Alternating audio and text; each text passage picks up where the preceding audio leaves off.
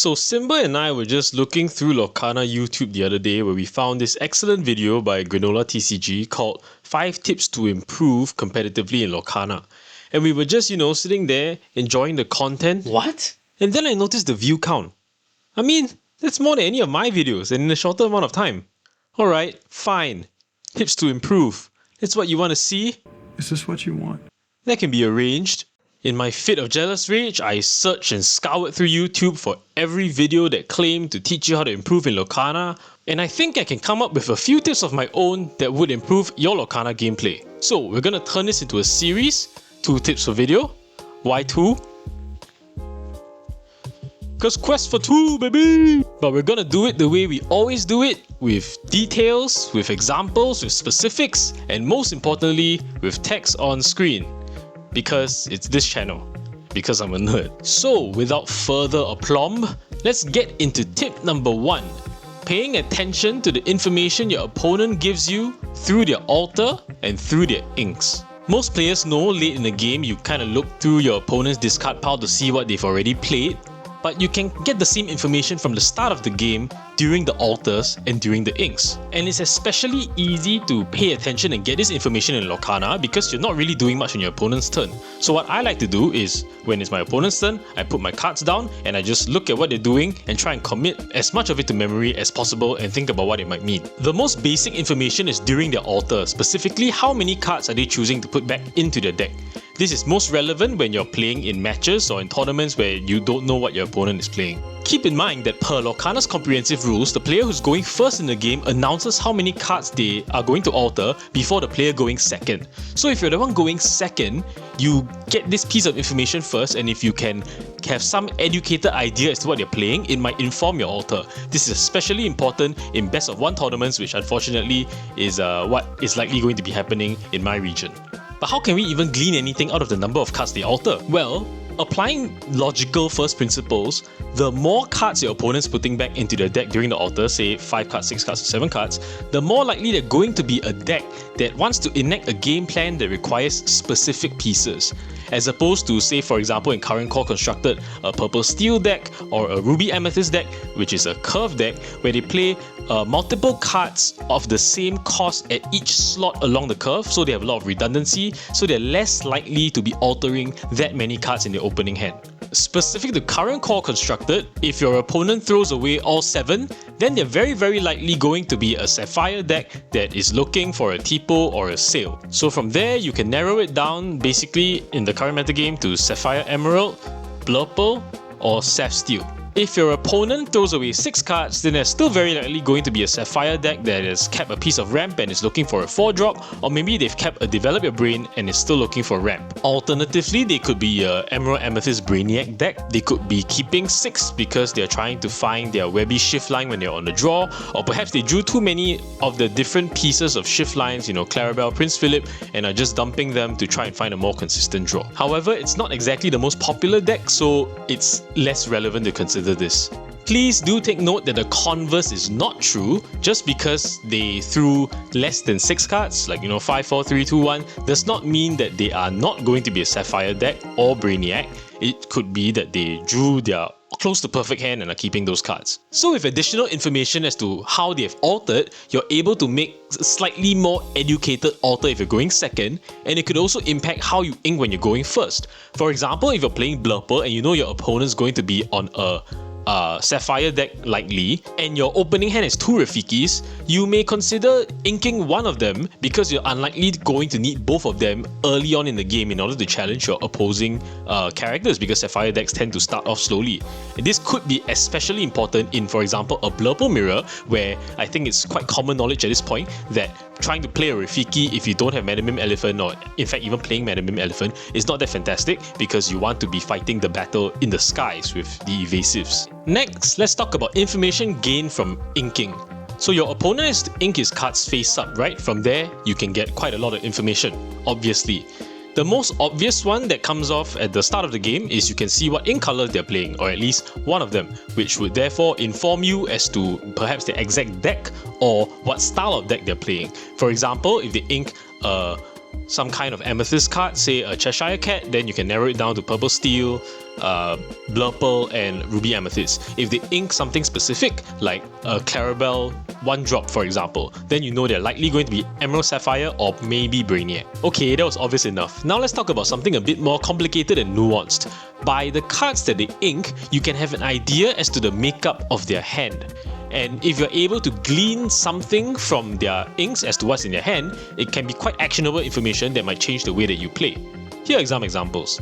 If your Sapphire Emerald opponent inks a Clarabelle 7 early and they're going first, then you can be very certain that they likely have another one in their hand, because it's a key part of their strategy to play Clarabelle 7 and sing your welcome, and this is very effective if they are going first. So you should play as if they are likely to have the Clarabelle 7, and honestly you should play as if they are likely to get the shift line on 6 ink in their hand already. If your Sapphire opponent inks a Sail turn 1 and plays a Tipo turn 2, then you can be quite certain that their hand is chock full of uninkables, because most of the time you want to Sail turn 2 in order to conserve that extra card rather than wasting it on a 1-2 body that is Tipo. Depending on what their deck is, you can work out what those uninkables are. If it's Blue Steel, it's going to be Cinderella, he held his Thunderbolt, Hades. If it's Sapphire Emerald, it's going to be maybe Cinderella, Under the Sea, Bend to My Will, Mother Knows Best. So with the information, you can consider playing around those cards, or if you're an aggressive deck, you can consider putting on pressure earlier, just in case they brick on drawing inkables in the later turns. Against Purple Steel, if they ink a Strength of the Raging Fire in the early turns, then you know that they either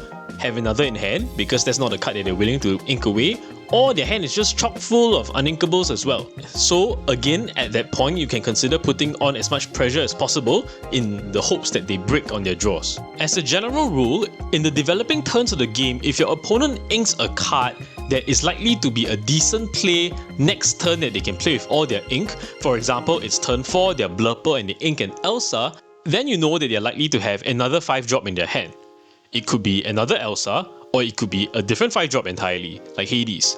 So from there you can see how long your opponent decides in thinking what they're going to ink. If they spend more time than usual in thinking, then it's likely they're deciding which of 2 different 5-drops to ink on that turn, and so if they ink an Elsa, then you are slightly more certain that they are going to be playing a Hades next turn. From there, on your turn, you can decide how you can navigate your turn to try and make playing Hades as horrible as possible. If you want tips on that, go and check out my Hades video. Shameless plug. Lastly, if your opponent inks a card that they are able to play that turn, for example, something on curve, or say some kind of draw action like Develop Your Brain or Visions of the Future, but they don't play anything else, then again you know their hand is full of uninkables, and more importantly, there's a certain play down the line that they really want to get to. So for example, if it's Purple Steel and they ink a 3-drop on turn 3 and don't play a 3-drop, then you know, okay, their hand likely has multiple genies, and they need to ensure that they can get to the ink spot on turn 4. So from there, again, if you're an aggressive deck, or any deck honestly, you try to take on the play that puts on the most pressure as possible to give them as few turns as possible to draw out of their problem. Next related tip: pay attention to the extremely game-swinging cards that your opponent inks, even at the start of the game, so you can keep track, along with what's in the discard pile, exactly how many of those they have left, and you're able to play the game better that way and take more risks that you otherwise may not be able to. So examples of such cards are Prince Philip, and by extension Malicious Mean and Scary, Clarabelle 7, Demona, Monstro if it's the Amber Amethyst Monstro deck. Honestly, even cards like Cheshire Cat and Belle that are able to swing entire board states on their own. Oh, of course, Go-Go Tamago as well, because that sometimes can just win the game. Keeping track of this information gives you more flexibility in later on in the game, deciding when it's time to just go for it and take risks, because you know that the likelihood that your opponent will have some of these pieces remaining is less because they've already inked most of them. So for example, if you know your opponent's completely out of Prince Philips, you can just dump your hand on the board because there's no board wipe that can get you. If your opponent has played all 4 Cheshire Cats already, then you shouldn't be that afraid of damage transfers and can kind of just look at the board in terms of the value trades that are going on and quest accordingly. Lastly, people tend to ink situational cards early on in the game. Cards that the use case they think is unlikely to come up anytime soon, or perhaps they can't spare the ink. You know, techie stuff like Improvise, like Magical Maneuvers, and my personal favourite, Pouncing Practice. If they've inked them, you can ask to see them, especially if you don't know these cards. You take it, you read it, and you go, okay, they have this effect in the deck. It could be more than one copy. than the one they just inked, so I know that I need to play around this effect in later turns. This is especially relevant in best of 3 or best of 5 sets against your opponents, where you're likely to see this card come up, or more situations where this card could be applicable come up. So knowing that they have them in a deck early in the game and early in the series allows you to play around it more effectively. Alright, so those are some examples of the type of information that your opponent can be giving you from their inks. You should also consider that on the flip side, you're giving your opponent the same information as well. Does that mean that you should change the way you play drastically in order to avoid giving them this information? Probably not. In general, in Lorcana, I found that making the best gameplay decisions is better than making the plays that conceal the most information. However, if it is convenient and will not drastically jeopardize your game plan, then you can consider concealing some of this information by changing your inks. For example, hiding key cards under Tipo and Cinderella rather than just inking them, or perhaps delaying the inking of your second color, or delaying the ink of your tech cards so that it's concealed from your opponent. But again, I stress, you should only do this if it is convenient and will not jeopardize your game such that you ink a better card than the one you wanted to ink just to conceal this information. It is almost always better to play your best lines with your cards face up rather than crappy lines with your cards face down. Alright, so that's tip number 1 done and dusted: how to read the information your opponent gives you through their inks. With enough practice and with enough experience, you'll be able to get quite good at doing this, and I would totally encourage you to think about the game this way when you play your next few Lorcana matches. Now let's move on to tip number 2, which is a little bit more specific, and this will be quite quick, I promise, but I think it's worth discussing. How to play with draw and discard effects. By draw discard effects, I'm talking about cards like Mulan, Bobby Zimmerowski, and Scrooge McDuck, cards that let you draw a card and discard a card. There are a lot of decks in the metagame currently that play this type of cards, and with good reason, because they improve the consistency of your deck by letting you find exactly what you want more frequently.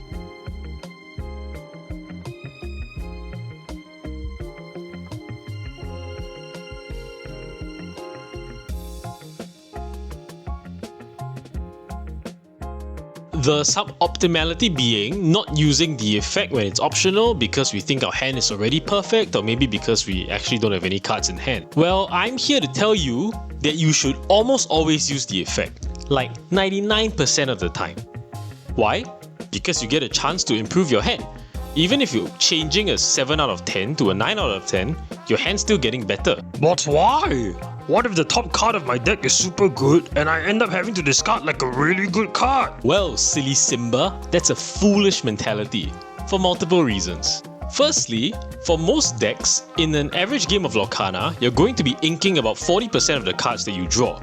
So we make decisions all the time as to the cards that we're not going to play because we ink them. Even if your hand is stacked, you're still going to have to ink something in the early turns of the game. Wouldn't you therefore want to make that decision as to what to ink, or all decisions actually in the game of Lorcana, with more information by making one more choice, one more decision, one more information point as to what you're not going to be able to play this game? Secondly, how many games of Lorcana have you played where you've actually decked out, where you run out of cards completely? It's quite rare, right? Most games you end with like 20-30 cards in your deck. Do you get to choose what those are? No. They could be great cards as well. So essentially, by drawing and discarding almost all of the time, even if you discard a great card, you've basically just informed yourself of a card that you're not going to be able to play this game. You didn't just inform yourself, you got to choose what it is. It's almost like looking at the bottom card of your deck and getting to choose what card it's going to be from the hand that you have. That's just more information, and that's just more control rather than leaving it up to fate as to what is in the top card of your deck. Not to mention the obvious, you might not have to discard a great card. You could be discarding a good card or an average card for a chance to find the actually great cards in your deck for that point in the game or on that particular turn. That's what you've done by digging one card deeper to get to the stuff that you actually want rather than settling for the stuff that you're kinda okay playing. Essentially, get over the tilt of being forced to discard good cards. Making this choice to draw and discard every time gives you more control and more information as to what cards you're going to see and how your game's going to play out and what is left in your deck. So take full advantage of it. Okay, well, I did say 99% of the time. There are exceptions, but what are they? Well, I can only think of two. The first is where you are short on cards in your deck, like you're at like 5 or 6 cards of less. And by drawing and discarding, you're essentially giving yourself one less turn, and by your calculations on the board and how things are going to play out, you don't have enough turns to win the game. The second situation is where you have no hand except for the card that lets you draw and discard. You have very few cards in your deck, like say 15 to 20 cards left, and you are mathematically certain that the number of game-swinging bombs that are left in your deck, or just cards that will turn the tide in your favor or press the advantage further, is more than the number of cards that are duds or average draws. Then in this case, because you are more likely to discard something great than less likely, you can consider not filtering here. Even then, if your deck contains reasons for cards to want to be in your discard, like Lilo or say Chernobog from Infinity, then you should still just discard anyway. Alright fellas, that's it. Those are my 2 tips. Firstly, learn to read the information your opponent is giving you through their inks, and secondly, just draw and discard every time you're given the option. Hope you've learned something from this video. If you like this format, don't forget to like and subscribe, and I'll see you in the next one. Peace!